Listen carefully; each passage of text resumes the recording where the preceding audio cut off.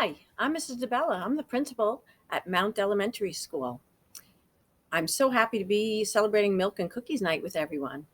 And since it is a celebration, I decided to think about my favorite holiday.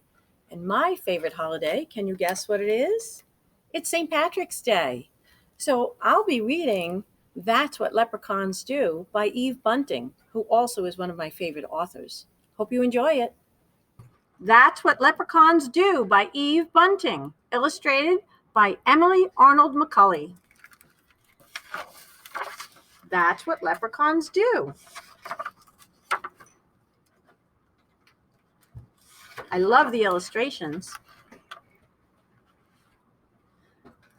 The three leprechauns sat under the chestnut tree. Ari looked up at the cloud-filled sky. "It's coming," he said, "and there's work to be done." Boo and Cole put on their red shoes and their caps and strapped their packs to their backs. "We're ready," Boo said. "But why is it always us that has to put the pot of gold at the end of the rainbow?" "Especially since not a single soul ever finds it," Cole added. Ari looked from one of them to the other. "Don't be asking," he said. "It's leprechaun duty, so it is. And fellows, remember, it's coming, so there'll be no time for mischief along the way." They walked in line, the one in front of the other one behind. No mischief along the way," they chanted. But when they got to Ballybunion Farm, they saw Mrs. Ballybunion's cow, Pansy, standing in the field. Ari whipped out the little bottle of red paint he kept in his backpack for leprechaun business. He ran across to Pansy. "Stand still, my lovely," he told her, and he painted her hooves scarlet red. Pansy looked down. "Pretty," she said. "Imagine Mrs. Ballybunion's face when she comes to milk you," Ari shouted. He and Boo and Cole rolled over and over in the grass laughing. "She'll think I've been to a dance." Pansy did a couple of small hop and steps to demonstrate. The leprechauns clapped and whistled. "We'd be delighted to join you in a waltz or two," Ari exclaimed, "but we're in a desperate hurry." "I thought there was to be no mischief along the way," Boo reminded him. "Oh, sure, but I couldn't help myself. Mischief's what leprechauns do," Ari said, "along with our more important duties." He glanced up at the tatters of clouds in the sky. "And we'd better not delay, for we've delayed enough already." But as they were passing old Jamie Bradley's house, they saw Jamie's gray woolen long johns spread out to dry on his hawthorn hedge. The leprechauns looked at each other and grinned. Quick as a cat pounced, they ran across to the hedge and stood on top, one on top of the other and the other on top of him. Ari reached up and tied the two long john legs together in a tight knot. They almost fell off each other, they laughed so hard.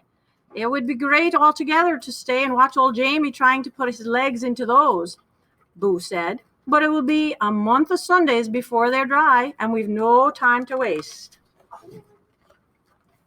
They took a few minutes to somersault across Liam McCabe's garden. There was a yellow tennis ball in the middle of the road, and they rolled it along with them as they went. Miss Maud Murphy's hen, Bridie, clucked at them from behind her gate. "Bridie," Ari said, "would you be doing us a favor? Could we trundle this ball up to your nest, and could you sit on it for us? It'll be the great joke on Miss Maud Murphy when she comes out to gather your eggs." Bridie put her head to one side. "It's not going to be easy sitting on that, but the three of you were so kind to me, scaring away that fox from my hen house last night. I'll do it." Cole stretched up and patted her wing. "Thank you, Bridie."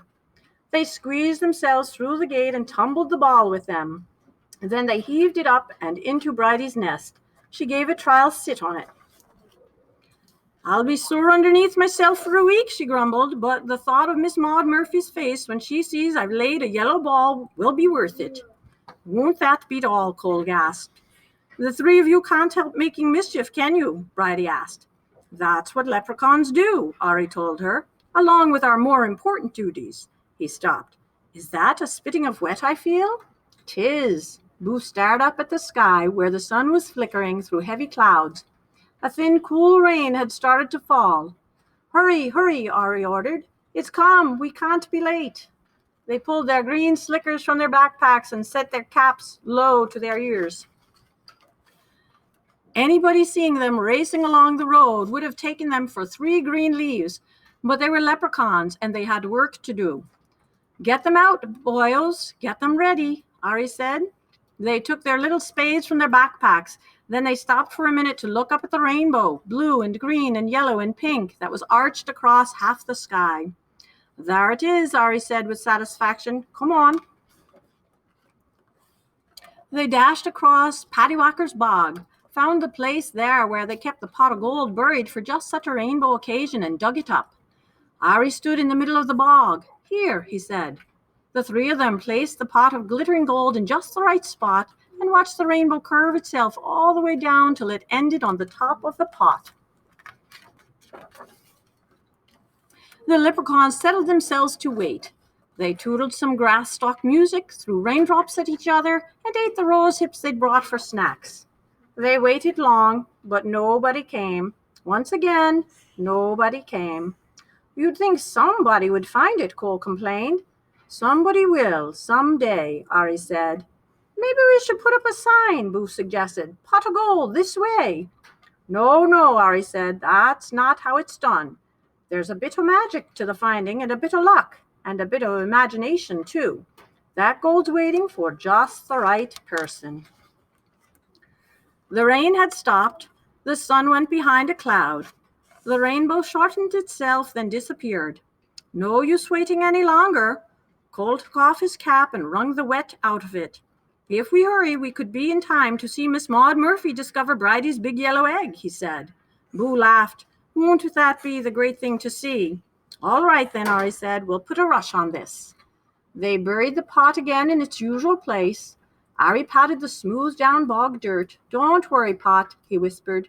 We'll be back to get you on the next rainbow day.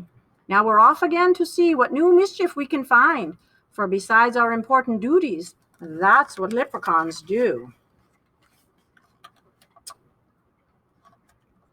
The end.